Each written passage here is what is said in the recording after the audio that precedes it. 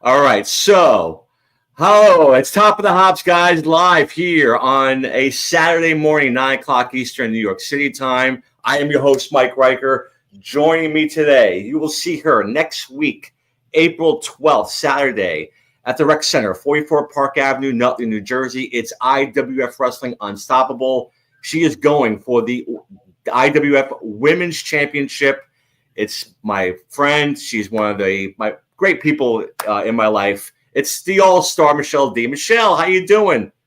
Hey, good. How are you doing, Mike? Good to see you. Good to see you. So before we get into all that, this is Top of the Hops. I've been killing people. They've been coming on my show. They're not drinking beer. I will give you a break today because you are in training. You got to go for the world's title next week. So drinking coffee, I'm guessing? Yes, I've got my Green Mountain Sumatra Reserve right here in my Dolly Parton I mug. love it. A little too early to sing, but I think if you read, it says caffeine in the tune of Jolene. But yes. Right now. So, good morning and cheers. Good morning. So I am not a coffee drinker at all. I think I've had it twice in my life. I just don't like the taste of it, but I love the smell of it. It's weird. Yeah, I know. How do you take your coffee usually? Actually, right now I have a little bit of Dunkin' extra cream. It's you get it in the supermarket, but I haven't been using that lately. I've been drinking it black just to. Oh, some really? days I either drink it a little light and sweet or black. It's weird. That's weird, right? It's like two extremes. Yeah. But I've been cutting out a lot of the unnecessary calories. But today it's a Saturday. I'll have it on the weekends. And also I've been doing a lot of protein shakes and stuff. That's like been my breakfast lately. And I have a vanilla shake. So you kind of don't want sweet after having a vanilla shake. So it's been black usually, but yeah. So what coffee you usually go for when you're out? Is it more like a Dunkin'? Do you do Dunkin' or Starbucks? Like what's your go-to? whatever's closest, to be honest. But I like them both. I mean, I know there are people that are like, oh, Starbucks or Dunkin' is not coffee. Yeah. I like them both. So it's just whatever's close. And maybe, sometimes I'm like, I really want a Starbucks, like a nice, hot, strong coffee. So it's a toss up, to be honest. Yeah, it depends on the mood, I guess, sometimes. Yeah. It's funny, I've been seeing in breweries lately, a lot of brewers are now starting to serve hard coffees, which I've never had before. I saw one not too long ago. And it reminded me of you. It had what was it? The rum chata. God, yeah. Yeah, it was like a rum chata hard coffee. I'm like, that's interesting. I'm not a coffee drinker, but these days with breweries kind of going out of business because nobody's drinking beer these days, especially the younger generation. So they got to kind of adjust. So I've been seeing a lot of these hard coffees on the menus. Is that something you would try, or maybe? But usually, if I am at a brewery drinking beer, I wouldn't be really in the mood for coffee. But it might be something I try. Yeah, I'm the same. If I'm at a brewery, I've been drinking beer. So I'm drinking beer, but it's a non-alcoholic since it is 9 o'clock in the morning. So I am drinking what's from Athletic Brewing. It's called Run Wild. Now, when I think of, I'll be honest with you, Michele, when I thought of non-alcoholic beer, I always thought of O'Doul's, and I could not stand O'Doul's.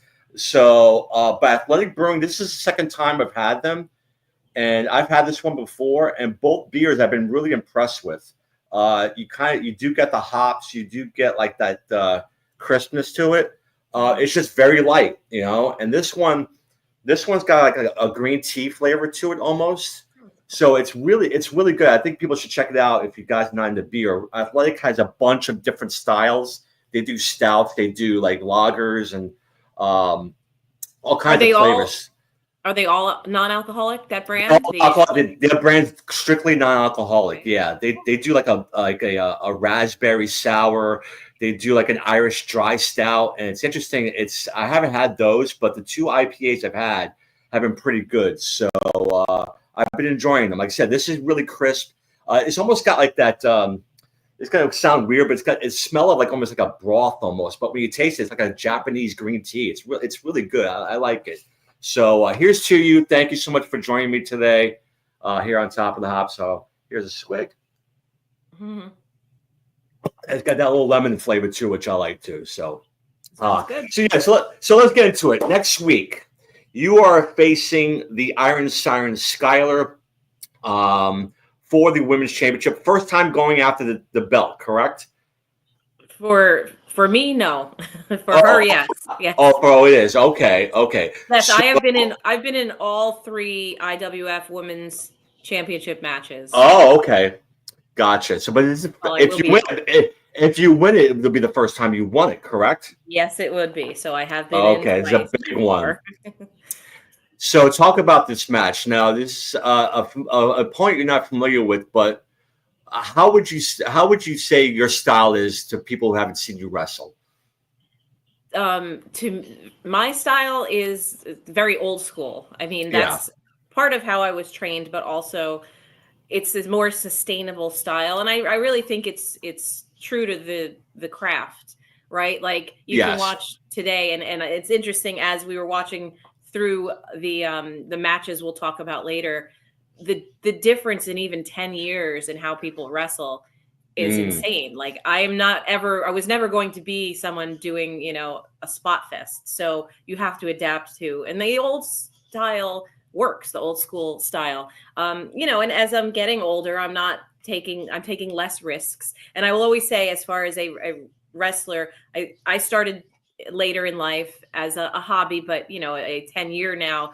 A hobby sounds too like low level, like it's a big commitment, but meaning, like I wasn't doing it for a profession. I never had thoughts of like, hey, I'm gonna get to the WWE at the the right. age that I was.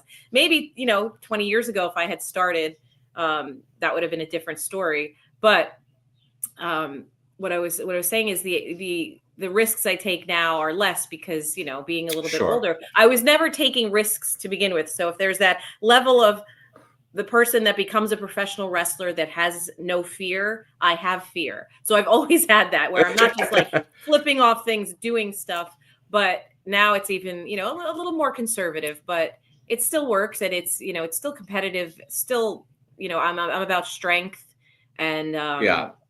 that's and sort of thinking it through rather than just hastily, doing things. Right. Yeah. You're trained by Kevin Knight, who I know as well, and you're right. He's all about the basics. But what I love about it is you're right. Like if you watch WWE right now, it's not really a spot fest. You want that type of wrestling, you go to watch AEW. Well, that's But even more of a spot fest. yeah. But I think less even like you see, it's all about character development and about even go back to the old days, like you said in the '80s. Hulk Hogan wasn't a spot fest, but he told a story in the ring, and it was all about headlocks and pain in the face and stuff like that. And that's what's great about Kevin. I think his training is really, yes, old school, but the basics still work today, I think. Yeah, and you see matches like that, and you're like, oh, this is Yeah. great. Like and Yes. it's what works. Yeah, and I'm glad to have trained under him, learning that Mm, way, because I don't know how it is everywhere else. But I can tell, nowadays it is more about. I mean, yes, there's storytelling, obviously, but there is a lot of high risk maneuvers that the guys do, and even the bigger guys today. Like back in the day, right? It was like the little guys did all that, and which I would have been a little guy, so I would have had to do all that. But Ye- now it's like even the big guys are doing these things, and you're like, why are you doing that? You don't have to I do that. know. Right. For me, if I would got in the ring, a body slam would be a high spot for me. So, because it's incredible what you guys do. Talk about your character. I remember Stone Cold Steve Austin saying that this is me turned up the volume to like 100. Is that kind of what your character is kind of like? Yeah, no, you hit it right on. Maybe not to 100, but yeah, me turned. It is. It's taking someone who at least I feel like I'm a good person. I had my history of athleticism. I was always into sports and cheerleading, so that's I kind of had Yeah. that bubbly that came from being a cheerleader, but being a tough a tough person. I've been a power lifter. I've studied Mhm. kung fu, so kind of bringing all that in, and that's where the all-star part of it comes, because I can be the all-star athlete, and but also Absolutely. kind of girl next door-ish, tomboy. I've always been a tomboy. I've always been into sports and then eventually wrestling. But yeah, and you have to make it bigger because nobody wants to see me come out there like I go to work, Right, right, in yeah. the office. But yeah, you kind of have to amp it up and just get people excited. That's the first thing I do is like, who wants to see a fight? And the kids go crazy. And then, I do the high fives and whatever. But like, I enjoy it. I love seeing the kids when I come up to them. And every now and again, there's sort of a curmudgeon that sits there and I'm like, and they kind of give me the high five. And I'm Yeah. like, yeah. Yeah, you could tell right away. If no one knew who you were, as soon as you come out, you could tell you're a face right away. But just the way you come out with the energy, like you said, high fiving the kids, and that's what's great about IWF wrestling, is very family friendly, very kid friendly. You're not going to see a lot of blood, if at all, probably none at all. Yeah, never. You're not going to see, like you said, just a lot of cursing. It's very family friendly. Yeah, like I said, if you don't know who All Star Michele Dee is, as soon as you come out, you're gonna know right away. Yeah, and it's. I said this, I think, on another another interview I did recently. One of the scariest things when I started was, are they gonna like me? Because like they have no reason to like me, and it's hard when you start and you're kind of like vanilla and you're just like hi, and then you've got your adversary that comes out there as a bad guy and is like, what if they like her because she's just cool, and Right. that Yeah. I've experienced that a little bit and it was just hard. And it was like, you're only as good as in a way as your partner, and they have to be true to their Sure. character and you have to be true to your character. But it was like, how do I get people to like me? I mean, in life, is that not a fear that everybody has of Sure. being Yeah. liked? And then you're magnifying it in like, hundreds of people in an arena. Yeah. It's so. It's these days, especially. It's so much harder to be a face than a heel. Um, it's hard to get people, like you said, it's hard to get people to like you. Like you said, if you go against that cool heel or that dangerous heel, they tend to gravitate more towards that, especially these days. It isn't like the 70s and 80s where you saw a face, you cheered. It isn't like that anymore, So yeah, I'm sure it's hard. How did you come up with the character, the color coordination with the pink and black? Like, how did you come up with that? That's a good question. I feel like with me, there's always a reason. Nothing's ever just like a throwaway, to be honest. Like even my coffee mug, I picked this one on purpose today. I have a bunch of coffee mugs since the pandemic. I work from home a lot, and I picked my coffee mug on like the feeling or the mood of the day, so to speak. But picking my colors was because when we were in a band for many years. Called SRO, Standing Room Only. We were a cover band, and we did a show out in Colorado. It was an anti-bullying show. We actually were like the opening act of Vertical Horizon. It was really cool situation that we got to do this once in a lifetime. And when we went to the show, we packed and brought all our stuff. I didn't know what I was going to wear because I'm also not a girly girl. So I was like, let me just throw stuff in the bag. I'll figure it out. And I had all these tank tops and whatever. And I was like, what? And I wore this pink tank top. It was like pink, maybe with like a double tank top or whatever.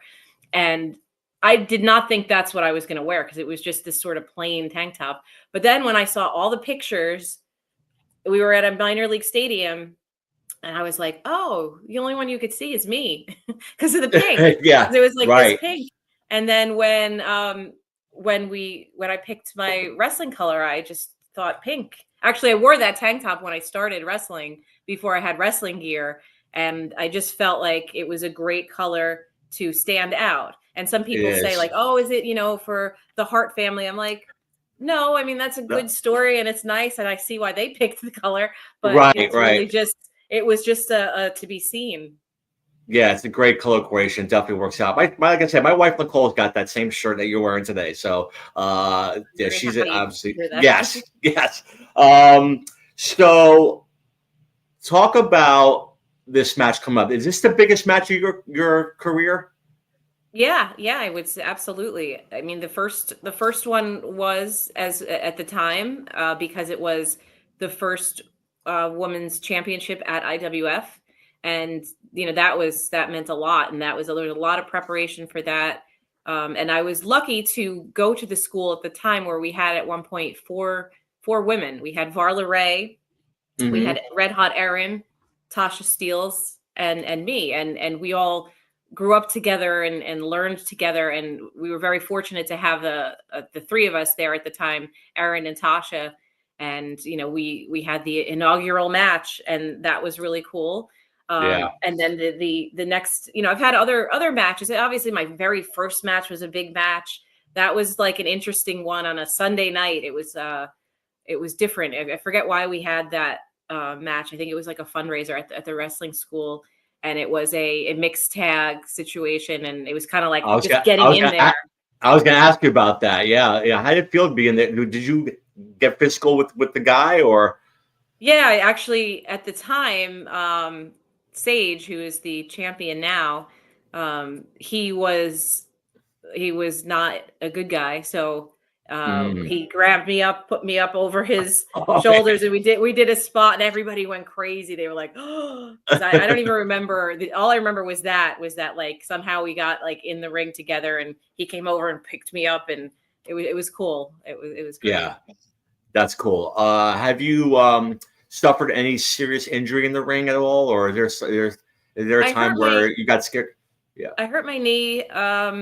My MCL, I didn't need surgery, thankfully. And it was the second time I hurt the same knee. The other time was sliding into home plate in a softball game. But both times just required some 6 weeks of like a knee brace and kind of rehab a little bit. My foot just got stuck doing a double clothesline. And my foot jammed and it just like crumpled. And I was like, oh.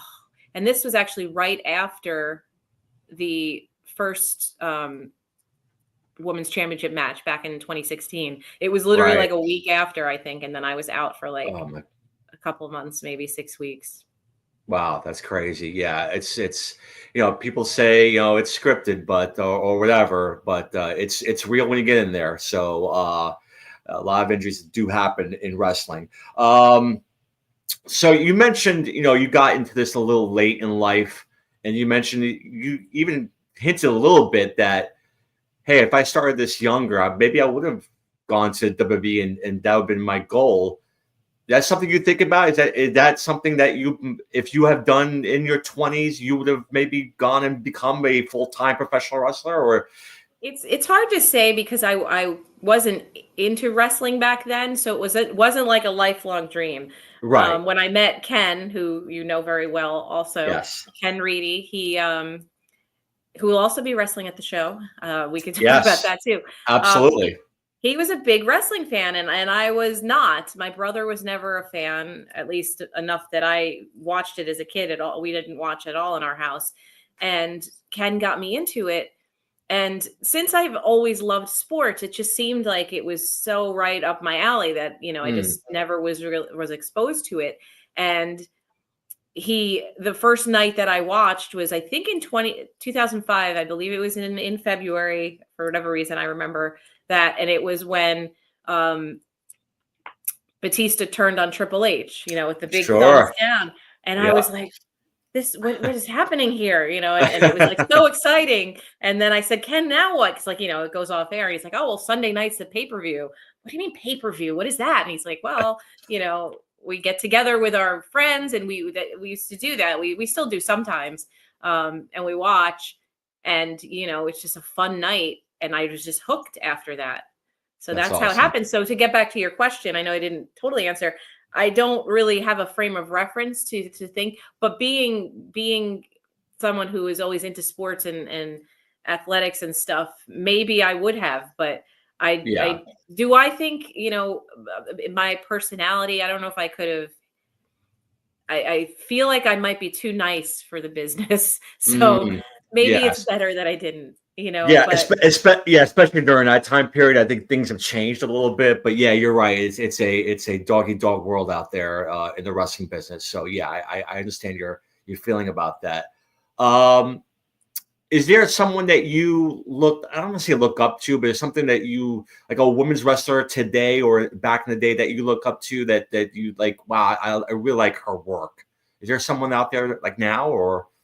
Well, I've always liked Mickie James. Great one. Yeah. When she came around, she had that crazy character for a while, but she's Yeah. just such a seems like such a consummate professional, and also like I might gravitate to her a little bit because she sort of has similar build size. She's a Sure. lot stronger than me. I met her. We saw her once in person out at one of the WrestleManias, and I was like, wow, she's a little more like strong looking in person. But Yep. she's not a big like Charlotte Flair just has this huge presence. She's tall. Like that's not me. So I maybe identified with her a little bit because there's a similarity there. And right now today, I mean, Charlotte is amazing. Becky is great. Bailey, like that that crew. There's a lot more wrestlers now that are real wrestlers as far as the women go. Back when I started was just the tail end of the diva era. Yes, that's correct. So that would never have been me. So even back then, I probably would have had more opportunities later in life or later the way things have become because I'm not a Barbie doll. There's no Barbie doll here in any way, shape, or form. So back then there were a lot of women that were the divas. Yeah, it's definitely changed for the better. I mean, we just got word that they're going to have their own pay-per-view again in July. Evolution #2 looks like, where it's going to be a full, all women's pay-per-view. Of course, we had one back, I think, in 2019, 2018. I love the women's wrestling. Sometimes it's the best match on the card a lot of times, especially in the WWE. You got so many great talent there. So I love the way the women's wrestling has evolved, like you said, from the divas and into those stupid matches, whether it be a mud pit match or or a bar and panties match. Now you're actually seeing them actually wrestle. It's so great to see. Thank God. Mm-hmm. So okay, let's go back again. Saturday, April 12th, 2025, IWF Wrestling Unstoppable. You get tickets at campiwf.com. I'm gonna try. This is live, guys. So I'm gonna try to share the screen one more time. See if you guys see it. Can you see that, Michelle, or no? I do. I see it. Okay. Is that the website with the pictures? That's the website. Yep. You can see. You can buy tickets. They have merch. You can sponsor and donate. And of course, we've got. Let's see if we can. There's Bulldog. There's Bulldog Ken Reedy. And then we got. There you are. And then, of course, there's the event card. Of course, the triple main event. Of course, Kevin Knight will be on that card. He's going for the IWF Tag Team Championship. And then you got the IWF Heavyweight Championship there as well. And then, of course, the IWF American Championship. I'm guessing that's kind of like the Intercontinental title. That's like their secondary title. Yeah, yeah. Okay, cool. And then, of course, got all these other matches. But, of course, the two big ones for me. Of course, Michelle, IWF Women's Championship, one fall, 20-minute time limit.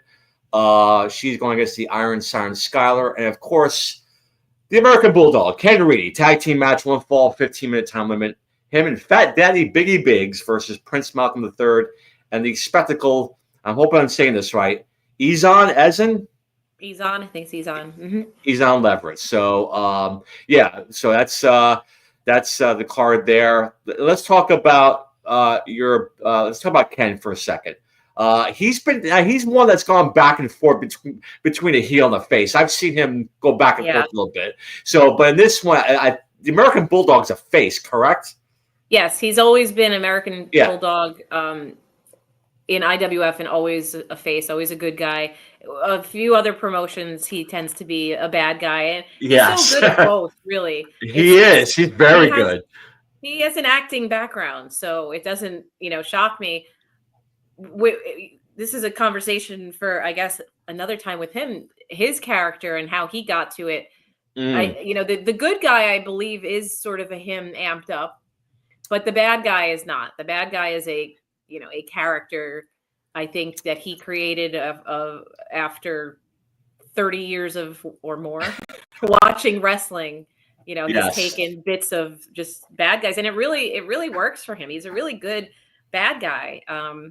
I've seen him interact with the audience. He does a tremendous job. I know sometimes he'll just like he said it on my podcast before. Sometimes he'll just make a face at a kid or something, and then they'll just do it itself, or just a look or a side eye yeah, he does a great job with him being a heel. I think I like him as a heel.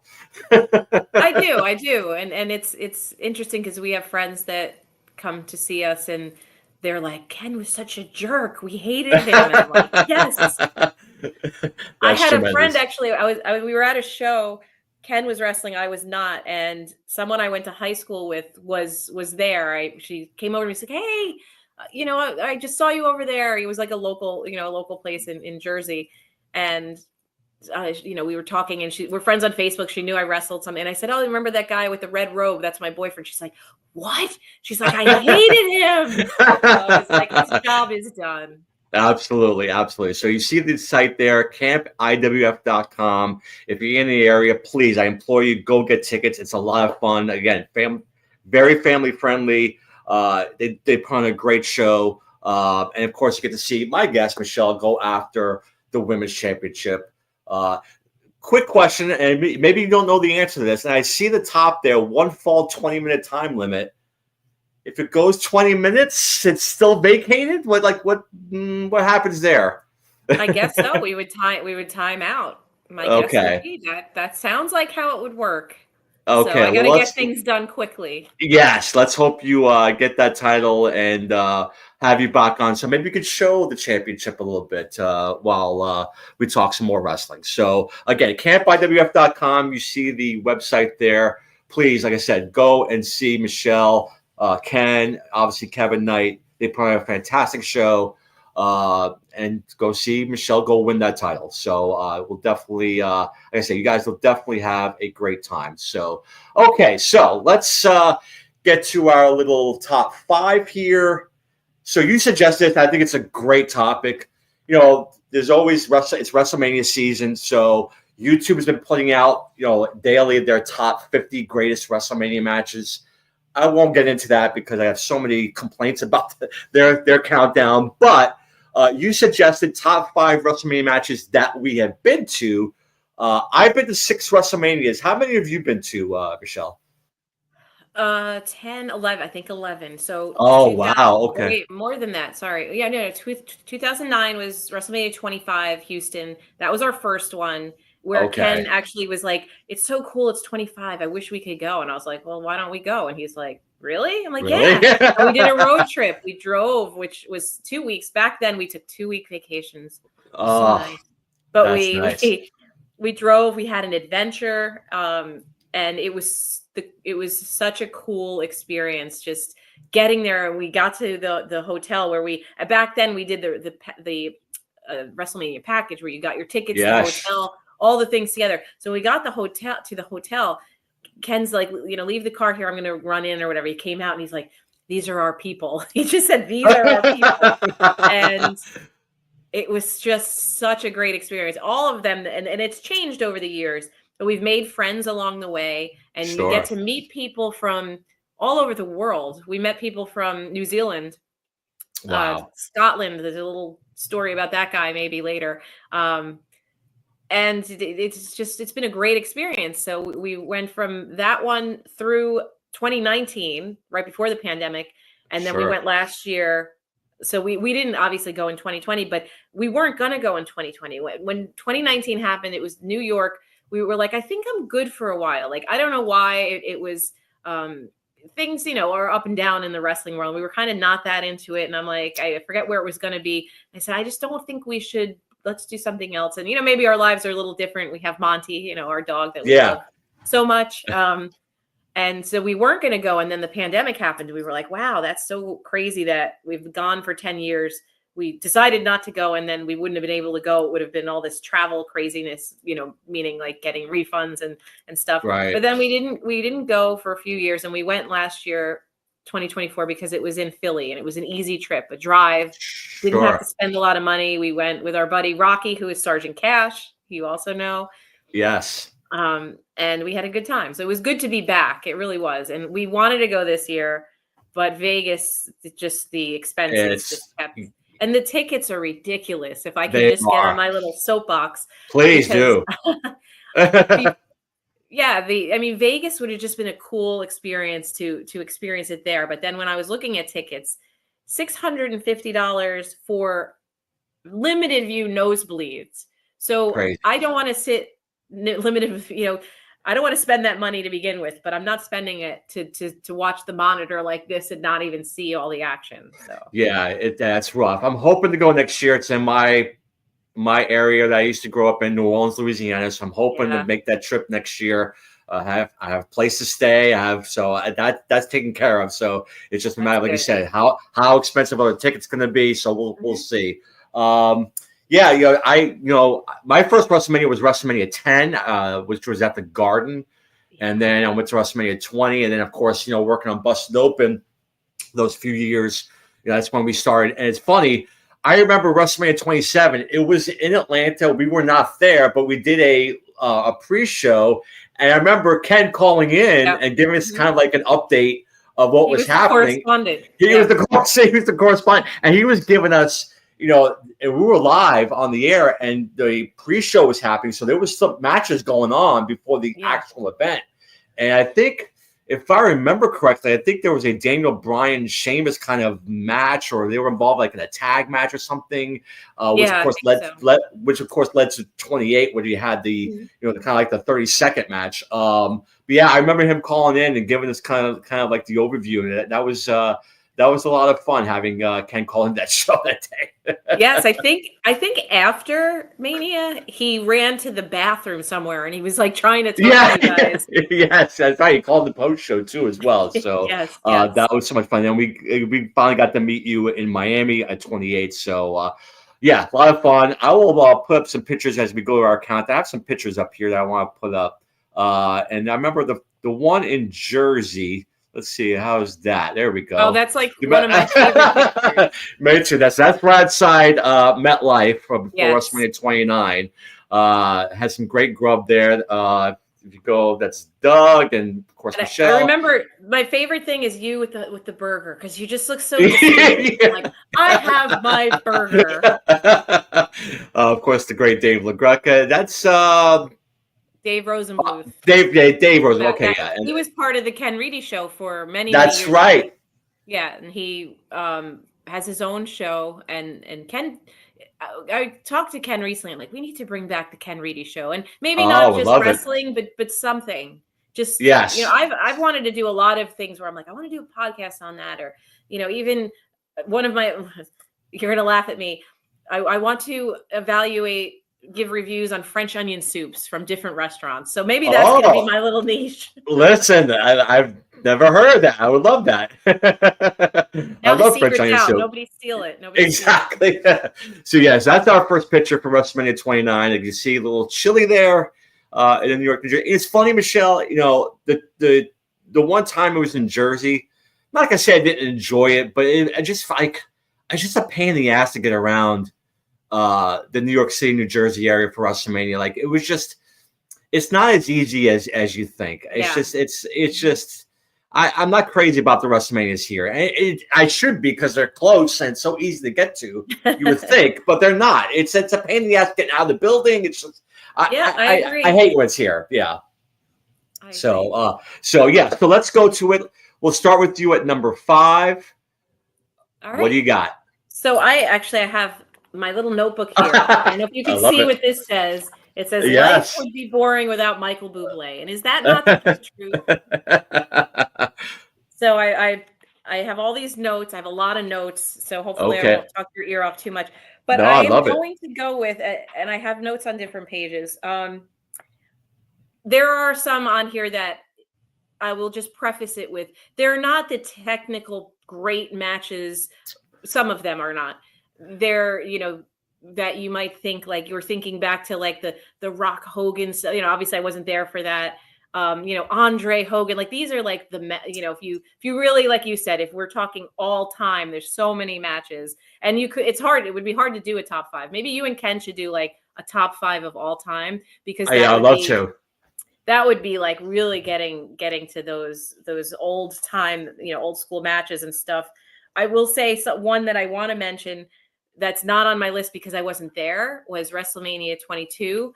my favorite match of all time really is Edge McFoley, and that I've watched great it one. so many times, and I'm a huge Edge fan. And Yeah, I don't want to give a spoiler, but he's actually not on this list.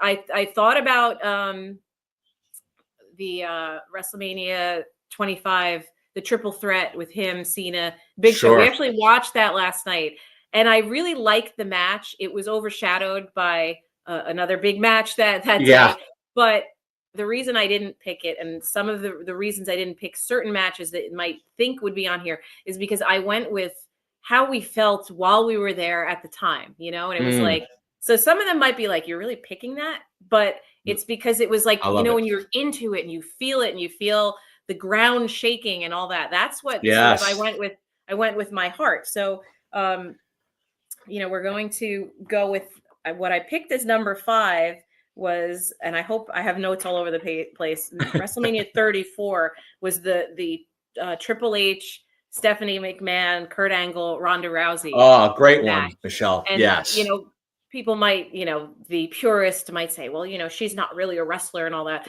But you know, Ronda Rousey, she was great. And when I watched it again, the crowd was so into it the whole time. And they were Triple H and Stephanie. I mean, Stephanie was amazing. She was just she was the star of the match, I thought. Yeah, she was. Yeah. They were just like, they were such, you know, corporate bad guys, you know, and she was like saying to the ref, like, remember who pays your checks and all that. Yes. It was just so good. It was brilliant. And the way they, you know, they came down on the motorcycles, and like I feel I'm getting like the goosebumps, just, you know, maybe I'm gonna go through all of them and feel that. But there's also the fact that they were, you know, the tag team, a couple wrestling, which Ken and I have done actually as as a couple and against each other. So we've had it both sides. But maybe that was also something that, you know, they were like the power couple, which drew me in. And I do have, I mean, I don't need to get into the nitty gritty of it, but I did take. No, it's a great choice. It's a great choice, Michelle. That match, I think it's one of the best debuts of all time. She was fantastic, Ronda. What I love about that match too is like, you wanted to see obviously Ronda get her hands on Stephanie. That took a while. So Stephanie is, you know, running around the ring. She's getting her hands on Angle. She's tripping Ronda Rousey, but it took a while before Ronda. Yeah. But when Ronda finally tagged in, that place exploded.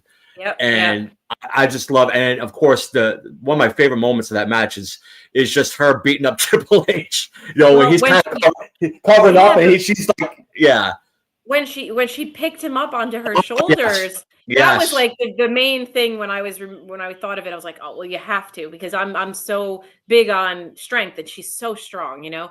Absolutely. And the way she did it from the ground, which I forgot, like she kind of got up with him, and I was like, whoa. And I remember that being like, holy crap, you know. And Angle was a perfect partner for her to kind of like, you know, just, you know, take most of the bumps. And even though he was kind of past his prime at that point, but still, I thought he did a great job. But like I said, I thought Stephanie was the star of that match. Her look on her face when she was about to get put into that arm bar, and she's screaming, no, like, just great. Like I said, it's I don't know why it gets crapped on for some reason. I think it's a great match. I love the debut of Ronda in that, and I thought that whole year she was great. The second part didn't go as well as her first part, but I thought her first year in WWE was great. So that's a good number 5, Michelle. I like that one. So my number 5, I'm going to talk very little about because it's controversial in the sense that you will not see this match on any list because of who's involved. But I was there that night, and it was special at the time, and that is WrestleMania 20, the triple threat match between Triple H, Shawn Michaels, and Chris Benoit. I get it. I understand why people don't want to put Benoit on their list. I get it. I understand why people don't want to watch Chris Benoit matches. I get it.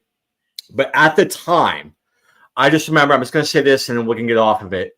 When Benoit put Triple H in that crossface, I remember my feet like trembling because the entire place was just shaking because they wanted Triple H to tap out. It's probably one of my favorite triple threat matches. But I get it. If you can't watch a Chris Benoit match, I'm able to separate kind of the two. But I had to put it on my list. I thought it was a fantastic match. HBK bleeds all over the place. It's almost sickening the way he bleeds. But that was Benoit's kind of shining moment. Of course, you see Eddie Guerrero come in the ring. They hug. So at the time, it was great. Like I said, I understand who was involved, but I had to put it on my top 5 because I still love the match. So that's why it's my number 5. You have to go with what it meant to you at the time. Yeah. And how you felt, because you can't take that away. You're there live, and you just can't. These are memories, and I get it too. I understand, but that's something that you had that experience at the time. Yeah, I couldn't leave off the list. Like I said, I remember just the whole place shaking when he put me that crossface. So that's why it's my number 5. Okay, number 4. Let's move on. Number 4. What do you got? 4. All right.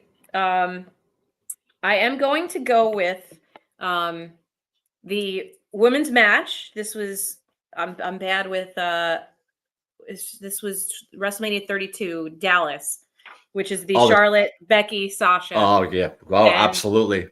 I watched it again and I enjoyed it more than I remembered. But at the time that was right, like IWF women's match, our first championship match was like 2 or 3 weeks later, and we were there, and watching that was the women's revolution. They were getting rid of the Divas belt. That's right. Bringing back the women's championship. So it was really such a turning point in women's wrestling, and we were so in it with the IWF women's match that it resonated. And watching it again, I really enjoyed it. The talent and the what's the word? I want to say, like, the match was very clean. There were not that there was one thing I noticed last night. I was like, oh, I don't remember that, but like a little mistake, say. But I feel like a lot of things today in some of the matches where we have better female wrestlers can get a little messy because they're trying to do too much and they're doing too much too fast. And when I was watching this, I'm like, their pacing was great and nobody looked like they were waiting for the next move. Like, it was just so clean and they worked so well together. And I like Becky Lynch a lot. Like, I would say out of those them and the 4 with Bayley, she's always been my favorite because she's just, so tough. Like, I guess maybe I can appreciate that toughness and she's kind of that tomboy kind of character. But just watching it and remembering at the time how psyched we were just watching these women doing this and bringing back the women's title and getting away from the Divas, and it just meant a lot. Yeah, that's a great choice. This is before the man Becky Lynch. This was just Becky Lynch, the last kicker. Yes. They had a great match. Obviously, I thought the insertion of Ric Flair, holding Sasha from getting to trying to break up the figure 8 from Charlotte was a great little touch there. It's a great match, and you're right. You made a great point in saying that's the match that kind of really jump-started the women's revolution. Like, Lita came out. I think it was Lita, right, who came out and presented the title to them. You got away from all that diva crap, and Michelle, that WrestleMania is kind of forgettable except for that match. I mean, that match to me stole the show. The moonsault or the Charlotte did off the top rope on them was incredible. The athleticism, and I remember watching that and saying, the winds are changing here when it comes to women's wrestling, because you have never seen anything like this at WrestleMania. So that's a great number 4. My number 4 is from my first ever WrestleMania, which was WrestleMania 10 at Madison Square Garden. I just watched it this morning. It's the ladder match between Shawn Michaels and Razor Ramon. That match, now you think of a lot of matches today, they're obviously a lot more spot fest, a lot more, a little bit more dangerous than it was back then. But you got to remember, this is the first time most people saw a ladder match. Now, they had done ladder matches. I think Shawn and Brett did one in 92, but it was like a dark match. But this was the first time it was presented at a WrestleMania or any card. So seeing that live was just like jaw dropping, Michelle. Like the stuff they were doing with that ladder. I know it seems tame compared to what they do these days with the ladder, but when it's the first, yeah, but it's the first. My God, I mean, unfortunately, I've heard people say that, oh, that's the night Shawn wrestled the ladder and won the. I think you're not giving enough credit to Razor in that match. I think Razor does a good job with his power moves, the selling that he does, even his timing. I think is perfect in this match. But obviously, yeah, Shawn is kind of the star of the match where he's kind of flipping all over the place and doing dives off the ladder and jumping off the ladder. It's just stuff that you never seen before.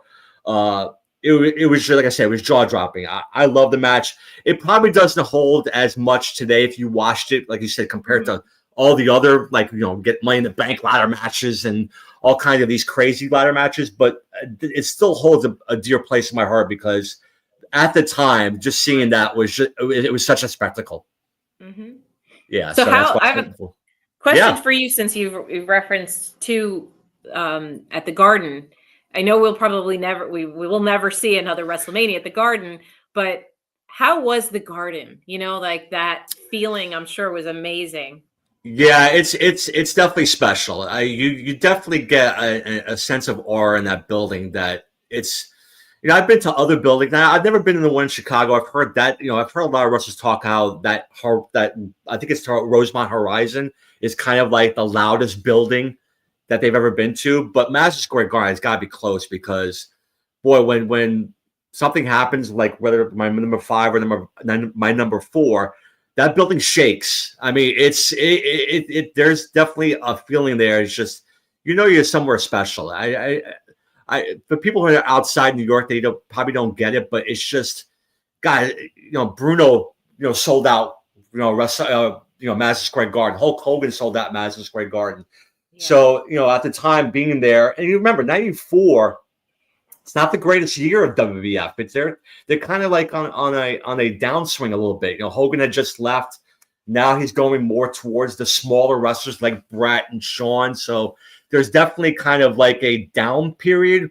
But I thought overall that WrestleMania, and I'll get into it a little bit later, I think that WrestleMania is one of the better ones because you had this match and you had some other matches that, again, you didn't have Hulk, you didn't have Macho Man, but actually Macho is on that card, but you don't have Hulk. I think, in fact, it's the first WrestleMania without Hulk, that match. So it was definitely a different feeling in that arena, but being at the Garden special. Like you said, they won't have WrestleMania there ever again, which is kind of a shame. But being at the Garden is still great to me. I love it. Yeah. So, all right, number 3. What do we have? Okay, so number 3. So you say Dallas. I think this was Dallas too, right? Yes, 32. Was that the women's match was, maybe the only notable match. But I put this, and this is the one that I think could be controversial, and I will tell you why. It's the IC title when Zack Ryder won. Oh, you know what? Yeah. And we watched it again last night. The match was really good, but I will never forget. And Ken, if he was here, he's downstairs with Monty so that Monty's not, jumping up all over the place. He and I, when Zack won and you saw him like this on top and you saw him and you saw the tear in his eye, we had a tear in our eye. We did. It was the only WrestleMania moment that evoked emotion like that. Now, granted, we probably were tailgating all day and had a few beers in us and whatnot, but we were so happy for him, and that place went nuts. And if you watch the match again, throughout the whole thing, the crowd was so up, and it just, I had to put it, and I know I put it at 3. It was all over the place on my list. Like I had the 5, and I was like, but when I watched them last night and I remembered, the emotion we felt, same thing. Like you felt it. And we were just like, in the crowd. And then when I heard, and his dad came in and they were hugging and whatever. And I happened to see an interview about him just yesterday because I was watching the match and an interview came up and he said that he was told he was in the match, then he wasn't in the match. Then it was like this little roller coaster leading up to it.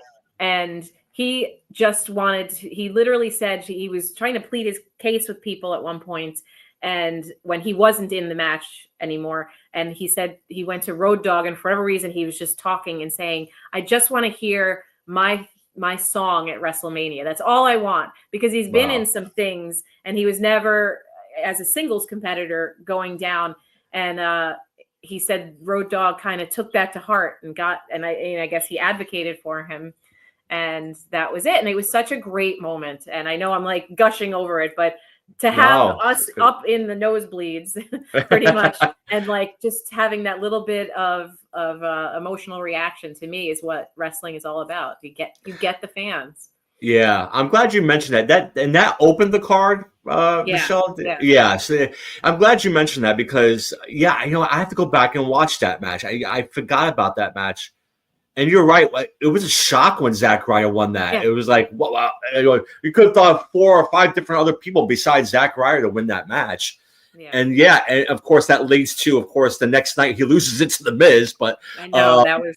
but it doesn't take away from that special moment, like you said, because you're right. I now have that image in my mind of Zack holding that title with tears in his eyes, and I think they even showed a shot of his father during WrestleMania. Yeah.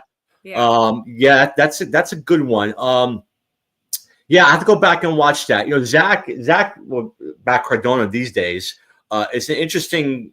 He really did a great job trying to put himself out there during his tenure at WWE. Would it be the Long Island IZ, and during all those, he was one of the first ones kind of out there doing those YouTube videos, and so entertaining. And he never really got his fair shake. Like they would tease it, like here at WrestleMania 32, but take away from him the next night. Or he even had a little thing with Cena a couple of years earlier, which led to nothing. It was kind of like a stop and start with Zack, which was a shame. And of course, nowadays he's killing it on the independent scene as Matt Cardona. That's a good number 3. I have to, after I get off the line here, I'm gonna have to go back and watch that, because that's a match I don't remember much. I don't remember who else was in it, but I'm gonna have to go back and watch that match. That's a good number 3. Yeah, and The Miz, Sin Cara, Ziggler. Oh, Sin Cara, yes. Yeah, I have Kevin Owens. Oh, Kevin Owens and Sami Zayn. Oh, wow. Okay. And Stardust Cody. Oh, there we go. Yeah. I love that. The Owens Zayn little angle was cool too, and it's so weird to see them, because I feel like Kevin Owens looks the same, but you can see Sami Zayn has aged like a little. I mean, it's 10 years or almost 10 years, but he just looked like I was like, wow, I thought he was quick now, but he was quicker even then. And he did a really cool spot where Sami, torpedoed out of the ring through the ladder. It was to kind of splash on everybody. That was really cool. Like just little things like that you forget. Obviously you're there and you're watching and you think it's great, but you don't remember all the details. That's cool, because I remember the year before in San Francisco, they started that WrestleMania 2 with a ladder Intercontinental title match as well. So this was the second year where they had done that. So I like for them to go back and do that. That I used to love those matches. That's like I said, that's a good number 3. My number 3 is personal to me because of where it was, and that was in New Orleans, where my father took me to my first ever match. Was in that same building. My first match I ever been to was the main event was Junkyard Dog and Michael P.S. Hayes inside of a steel cage. I was 9 years old. My father took me to the Superdome to watch that match. So being in this building at WrestleMania 30 for me, and it was the opening match, and that's Daniel Bryan versus Triple H. I absolutely love this match. Again, the story you mentioned, Stephanie, in the same building in 34 with Rousey. Again, even though she's not involved in the match, she is involved, where she's just kind of talking trash to Daniel Bryan and, slapping him in the face and just kind of being that great heel. And, obviously the story is, Daniel Bryan's got to beat Triple H to be part of the triple threat match at the end of the night for the title. But I thought it's put on a great show. They put on that great package right before the match. I think it's Imagine Dragons Monster, where they show the kind of like the trials and tribulations of Daniel Bryan. Fantastic. Fantastic video package. Obviously that was the whole Yes movement, and seeing 75,000 fans chanting yes in unison was just a sight to behold. I don't know about you, Michelle, but I remember even walking down the French Quarter, all weekend, people chanting yes and yes, and Oh just yeah. and in fact, I think I have a picture from WrestleMania 30. Let's see, let's have that. There we go. That was that old walk-ons. Walk-ons. I have a pint glass from there. Yeah. Oh, do you really? Okay. Yes, that was WrestleMania 30 at Walk-On. I think it was one of our pre-shows there. Yeah, like I said, being in that building, got me emotional because, like I said, that's when my father took me to go see wrestling. And I love that match. I was big into Daniel Bryan. My son was into Daniel Bryan at the time. And obviously he got the win. So that's probably one of my favorite opening matches at a WrestleMania. I adore that match. That's another one I'll have to go back and watch. So a few of the ones you mentioned, some of them were, older. So I'd go back because Ken's shown me a lot of the old stuff too. But yeah, that one, I was there. I remember it, but I don't really remember it. So I got to go back and yeah, a lot of people. Yeah, it's funny. A lot of people will point to the triple threat match as being kind of the better match, but to me, I was still smarting from how Undertaker lost. So it's funny that match, him losing the streak. It took me a while, and even Dave and Doug at the time, it took us a while to get back into the event because we kept just saying, what just happened? That just happened? Yeah, we were like, yeah, was that exactly. supposed to happen? And if you remember being there, it was like it took a second for the graphic to come up. Yes, and we absolutely. were kind of like, was that a mistake? Was it just like, bad engineering on the audio visual guys? But right. The whole stadium was like. It took the wind out of sails for a while. So like that triple threat match, it took me a while to get into the match. Finally, I did, but it was like that's why I thought the first match was a little better because I thought the Taker Brock match kind of took me out of the rest of the card, unfortunately. So okay, number 2, what we got? Okay, number 2, we're getting down to it. Now this one we were there together. This was WrestleMania 2015. Why am I bad at knowing? 31? 31. 31. It was that the one in San Francisco? Levi's Stadium. Yes, San. There we go. There's. I knew you had that one ready to go.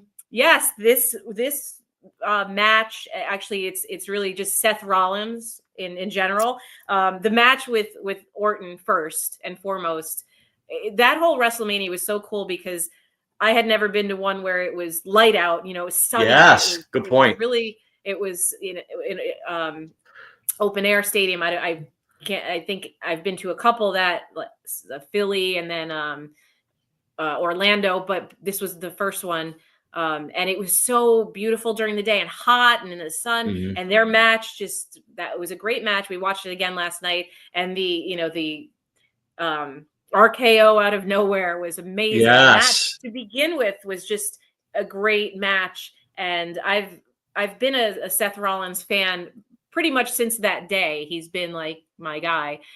The match itself was great. But then when he came down later, obviously, to cash in as a stadium, it was just, I'll never forget, just, everybody on their feet. And you were witnessing such a great moment after, the match that he interrupted was a great match also. So It's just sort of like that, the whole storytelling of Seth and Orton, then to the Reigns, and then Seth coming down and cashing in. And I just remember, and then the fireworks afterwards. And I have a couple pictures of that. I think it was on my Facebook cover photo for a while, and just all of us going back to the after show and hanging out, and just the feeling of everybody was just so positive. It ended at such a positive note, and because of that, I've just been a Rollins fan ever since. Yeah, that's a good one. And that Seth Randy Orton match is very underrated.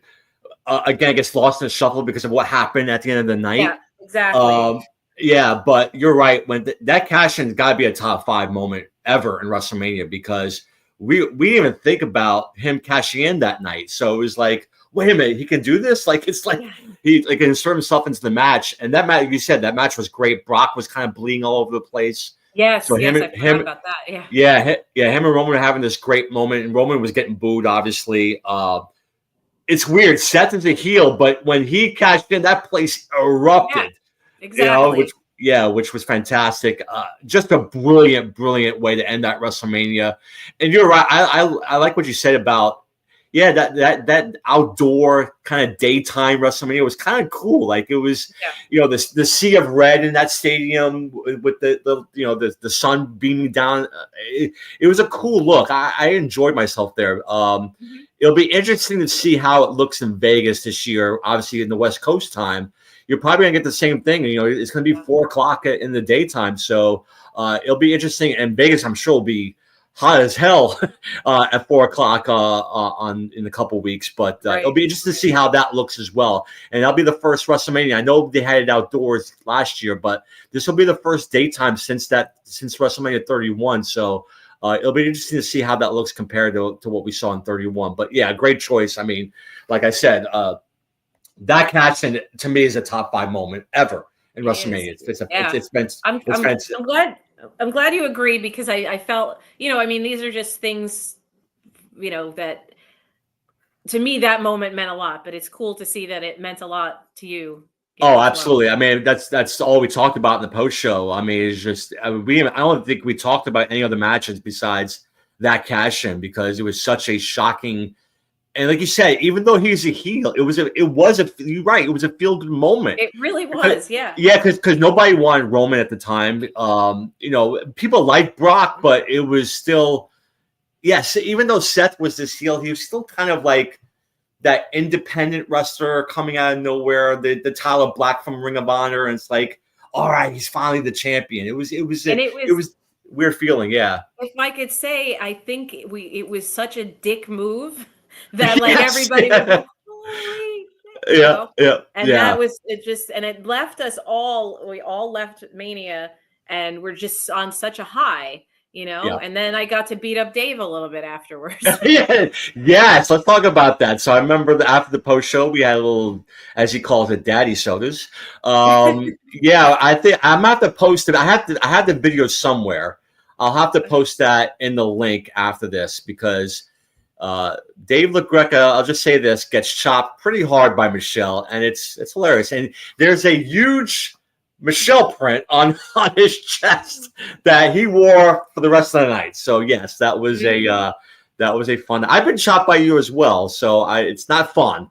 It's not fun. No, it's not fun. You definitely bring it. Let's just say that. But yeah, I will definitely put the link to that video once I upload this, so that people should check that out, because fun times. Fun times, definitely. You can see, like I said, a bunch of us had been drinking a little heavily that night. So, and that's right outside SoFi. So it's Levi, right outside Levi Stadium, which I know holds a special place in the heart of Ken, because he's a big San Francisco 49ers fan. So I know that was a big. I think I remember a picture of you guys or him in the San Francisco 49ers helmet, and we went to the next day or whenever it was. We went to the museum at the stadium, and he just reposted that, I think, a few days ago. He did, yes, right. Yeah, that was fun. But I'm a fan too, 49ers. That wasn't my team growing up. I didn't really have a football team. So when we met, I was like, okay, well, you're Mets, I'm Yankees. I'm not giving up. No, don't do that. So I was like, all right, I can like the 49ers, and I really do. I love San Francisco as a city. I've been there a few times, and they're a great team to love. And it's just a very, is it Dallas that's America's team? But I feel like 49ers are kind of America's. Yeah. They are. I think so. So, all right. So my number 2 is from another WrestleMania that I had on my list before. It's the first one. It's WrestleMania 10. It's brother versus brother. It's Brett versus Owen, WrestleMania 10. It's funny because last year, I thought that Jimmy J. Uso fell flat. I think Matt and Jeff Hardy had a match at WrestleMania 25. I thought that match felt a little flat. Mm-hmm. This one doesn't. I mean, it's, you talk about wrestling as an art. I think that's the one one of the few times, Michelle, where I actually thought it's going to be funny to say, but I actually thought it was a beautiful match. Like, it was just like the counters. It's a technical masterpiece. But it's just the story too, with Owen being the little brother who could never be as good as the older brother and trying to step out of his shadow. And you could tell, like, and Vince McMahon even says it on commentary, like, he's into the match. Don't get me wrong, it's a great match, but it's like he doesn't want to hurt Owen, but Owen's trying to goad him, and it's just they're having this great, just like I said, technical masterpiece. It's counter after counter. They're putting all kinds of suplexes on each other, and the end is great because Bret's on top of Owen, and he wants to roll him over, but Owen sits down and pins him. And the shocked look on everybody's faces in that building, even the shocked look on Owen's face was like, I got him. I got him a 3. And just, we were all looking at each other like, did Owen just beat Bret? Like, you got to remember, Owen before that was a low mid-carder. He was involved in kind of like tag team wrestling with Jim Neidhart.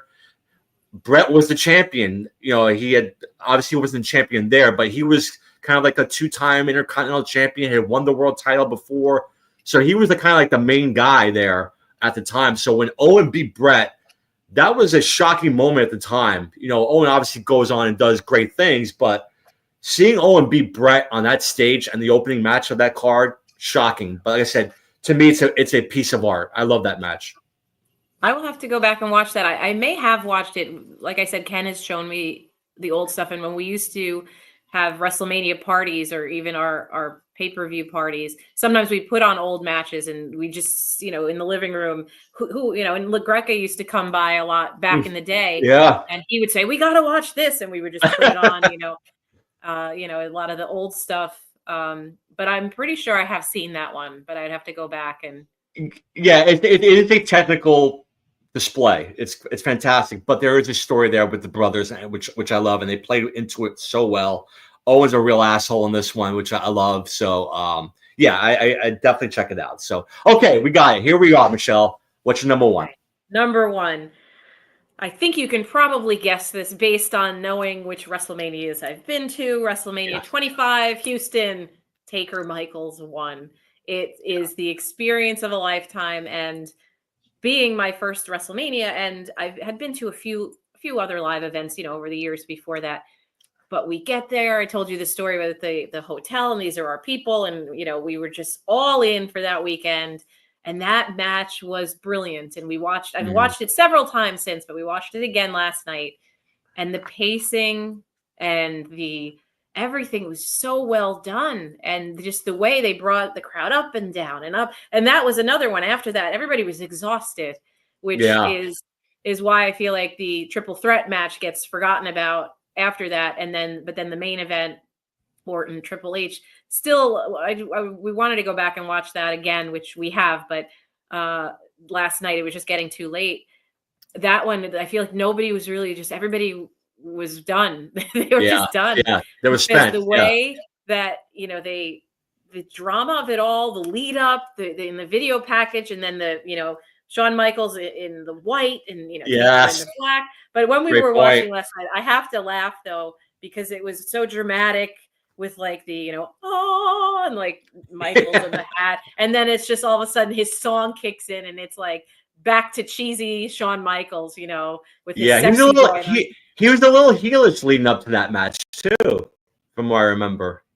Yeah. It was definitely just his the video package when they show him with like the evil face of, I'm probably not explaining it right. You know what I mean, though, that he had that mischievous kind of look to him. But and he did a little bit of the tricking in the beginning where he pretended he was injured and all that. But it was a good mix of their wrestling ability, their storytelling, psychology, and then the timing of it all, just letting things simmer till, how many times did you think one of them was going to win with the pins? And it was like, oh my God, and obviously we watched with the commentating, which we didn't have at the stadium. But that was another one where there's like goosebumps, and you remember getting up and being like, oh, and being on your feet, and the when he Taker dives into the cameraman. Oh, When we were there, we didn't see. We just saw him disappear. We're like, what? And the more we watch that, Ken's always like, that cameraman saved his life. Yeah. And then, I mean, if I had been there, I think this would have been my number one too. I mean, I mean, it's fantastic. It's, people will say it's the greatest WrestleMania match of all time. I can't argue with them because it's just, it's two of the best, and they've always had great matches, even leading back to 97 when they were in the first Hell in a Cell, which is, to me, my favorite Hell in a Cell match. People talk about the Mankind one, but to me, as far as the overall match, I thought their first one was great, but this 25 is just almost perfection, Michelle. It's really like I said, it's just a story, and the iconic look of Undertaker when HBK kicks out of the tombstone, the first tombstone. Yes, the eyes. It says it in the eyes. Yeah. I think Jim Ross had a great quote. He said, I think I'm having an out of body experience or something like that. It's just, and listen, even, unfortunately 26 gets overlooked, but that's a great match too. It's not as good as this one, but 26 is great as well. They probably should have ended it with this match because nothing could follow it. It's just, I agree. I understand it's not for a title, so it probably couldn't have been. And I remember having Randy Orton on our show, and he said, and he kind of like almost jokingly said, "Yeah, I had to wrestle that match because Taker and Triple H were just kicking out each other's finishers all day." So it's like that was hard to follow. I was like, I'm sure, but I talked about work of art with Brett and Owen. That's a work of art as well. Just the story itself, and just those two inside the ring are just gold. And that's once I heard that you were at WrestleMania 25, I knew this was going to be your number one. Yeah. So the minute I thought of the top five, pretty much that one came to mind. The Rollins and the Zack Ryder, to be honest. That's why I'm like, I know it's that could be, why is she picking that one? But if that's what comes to mind, those to me. And the other two were like, I just had to think about for a bit, and then I went back to watch to kind of make sure like I remembered what I remembered. Yeah. And but that match, since I was still sort of an early fan, and I started watching in 2005, and this was 2009, that was something that really, I think, solidified, being a fan and really appreciating being there and what WrestleMania 25 was and how that stood out. We met a lot of people I mentioned earlier, which I said, there's a Scottish guy we met, and he had the Scottish flag and he draped around him. And we were talking at the bar afterwards, the hotel bar, because everybody was in one place because Houston shuts down at night. Like it's not a city of nightlife. So everybody was ordering pizzas and just hanging out at the bar. And this Scottish guy, and Ken would do it so much better than me. And he's like, that match was not the best WrestleMania match of all time. I don't know what my accent's doing. I want to do a Scottish accent. It's just not coming out. That's the greatest effing match of all times, And you'll never forget that guy. We talk about him all the time. When we watch from that Mania, we're like, where's that guy? I want to see that flag. We've still not been able to locate him, but that's awesome. Such a moment, that whole thing.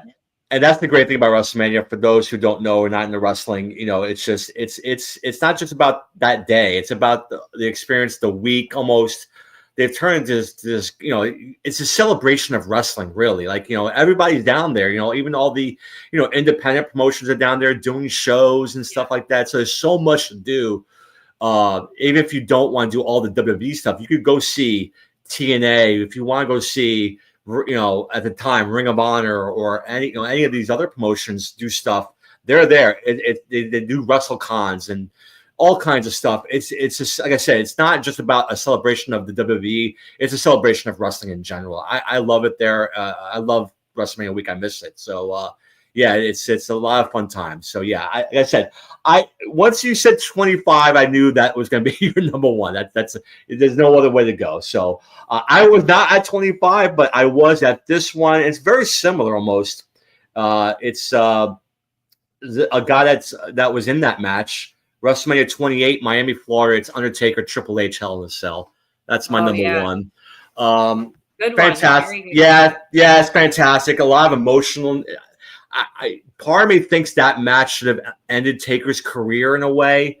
You had them three kind of embrace at the end there. Yes. It was perfect.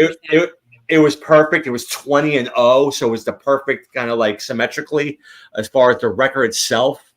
Obviously went on and did more, matches at WrestleMania, but I thought that would have been the perfect ending to his career. That match is brutal. Now, back in the day, 2012, you're not getting blood. This is still the PG era.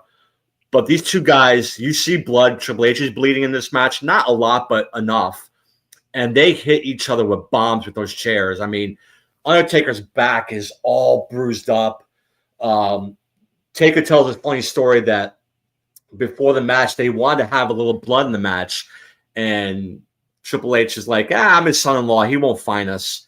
Of course, they get their WrestleMania checks, and their checks are a little less than they wanted because he fined them for bleeding. So, which is crazy. But it definitely added to the match. Of course, to me, having Shawn Michaels as the guest referee in that match, which kind of put a little doubt. Could he screw the Undertaker? And to me, one of the best spots of the match is the super kick to Undertaker into the pedigree, and you're thinking, oh, this is the end of the streak, and he still kicks out, which is great. And just the facial expressions and the emotions of Shawn Michaels as the ref, because he's got his best friend there, but he has so much respect for Undertaker. He doesn't want that streak to really be beaten because he couldn't beat it. So it was like, remember, he had just been retired the year before, or maybe 2 years before. Yes. So he still has that in his head. So, I love the story. I love the match. It's one of my favorite Hell in a Cell matches. It's brutal. Like I said, the chair shots are crazy. And I just love the scene at the end of them three kind of hugging and the 20-0 graphic showing up. And to me, that's the way it should have ended for Undertaker. But that's my number one. No, that's a great one. It really is. Yeah. And I remember being there also. And another one I want to go back, and I'm sure, again, we probably have rewatched these over the years. That's a great pick there. Yeah. So is there one that just missed your list, Michelle, that you almost put on? There was, the triple threat I mentioned. I think that would have been the one, because I'm a huge Edge fan, and we didn't get to see him in many WrestleManias in the time period we went. He retired, and have not seen him since. And I don't follow AEW. We do on and off for a bit, and I think when he came back, it was exciting. But I was really kind of thinking, I really want to put Edge on the list, but I had to go with my heart. I couldn't force something in. And also, like John Cena, I've been a fan. I own a lot of John Cena t-shirts, and I don't want to say I don't know why. Probably because he always had cool t-shirts with Rise Above Hate, and a lot of that, his sentiment resonates. It's very positive, and that is meaningful to me. Again, I said nothing's a throwaway, so I don't buy a t-shirt just because I like the wrestler. I have to like the message and what it says. But I did notice, I'm like, I have a lot of John Cena t-shirts, and I do like that one's actually, I think, a Hulkamania, unfortunately. Oh, is it okay? Let's remove that. But the other one, I think I forgot about that the tank top in one of the other pictures. But I also like John Cena, but I couldn't think of never give up. Like, give up. How do you not like that sentiment? But I couldn't really think of a Cena match that I was like that took over any of those. But that triple threat kind of ticked the marks, whereas Cena and Edge and Big Show, and like I said, it was a great match when I've rewatched it. But the feeling that day wasn't there because we were so hungover from the Taker Michaels match. Yeah. I thought. Speaking of WrestleMania 28, I thought about putting Rock and Cena on there only because of this point. The match itself is good, not great. But the what's the word I'm looking for? Just the whole presentation before the match with Agree. Yes. the musical artists coming out and singing their songs, and just the whole presentation is something I never experienced at a WrestleMania before. Because remember, like the last 2 WrestleManias I had been to was at the Garden, so it was kind of like, no frills really. This was just like an epic kind of like presentation of both guys, and I just love the way. I think those entrances took about half hour between the two of them. Yes. Yeah, so but I just love that kind of like like I said, that those introductions were just incredible. I love that. I said the match itself is good, and the crowd was really into it. Obviously, in Rock's hometown, but I almost put that one on my list, but I went with those 5. So, what's your top 5 WrestleMania matches that you attended? Please comment down below. What else you got there, Michelle? No, I was just going to say I did think Cena, Rock, similar reasons to you. Also, just that it was like once in a lifetime, and it was grandiose thing. We thought it was going to be once in a lifetime. Yes, it changed that the following year, but at the time, yeah, but, exactly. But I just wanted to mention that was a kind of absolutely a thought of the Cena and Rock. Who doesn't love or hate The Rock? And it's crazy now. They're involved now kind of in this main event that's coming up in a couple of weeks with Cody Rhodes. You got finally the heel John Cena now, and I'm sure we'll see The Rock at WrestleMania, so it'll be interesting to see there. Just one quick question. Do you think Cena gets 17 here? Oh, God, it's hard. He could. I'm thinking down the road. He's not going to retire as a heel. So how do they get him back to being a good guy? In my opinion, I think he's doing a great job. It's like he's finally the heel. I like my face Cena though. That's Cena. It's Cena. So there's a struggle in my mind. Do they give it to him? Does he win as a heel? It's hard because I feel like his legacy needs to be this good guy. So I can't really, I'm not sure how I feel about it, but I feel like, okay, so if he wins, then what happens? If he doesn't win, that makes him even more of a heel because he's going to be more, so I don't know. It's what's great. It is. What's great about it is sometimes you get into a WrestleMania event and you know who's winning. This one, I am not so sure, Michelle. I'm not sure. So, which makes it more intriguing to me, which I love. So, can't wait for WrestleMania. Again, IWF Wrestling Unstoppable, Saturday, April 12th. Bell time 7:30, doors at 6:30. It's at the Rec Center, 44 Park Avenue in Nutley, New Jersey. The All-Star, Michele Dee versus the Iron Siren Skylar for the women's title. Go to campiwf.com for tickets. Michelle, this was great. Thanks so much for joining me today. I really appreciate it. Thank you so much for having me on. It was great talking about the IWF show, which I'm really have been preparing for. I'm really psyched to get there and take down my opponent. And yes, I don't know who this guy. I don't know how this Skylar is. I think she's a bitch. Go kick her ass. Well, let's not go that far. No, I've seen her a little bit. I don't know her personally. She seems like she's a tough chick. So I got to definitely bring my A game. But thank you for having me on here. It was great talking about that, the journey, all of our WrestleMania moments, and how we became friends. So it's all about wrestling. Well, Brings absolutely. Well, we'll see you down the line. Hope to see you guys soon. This has been Top of the Hops. Take care, guys. Just hang on for a second.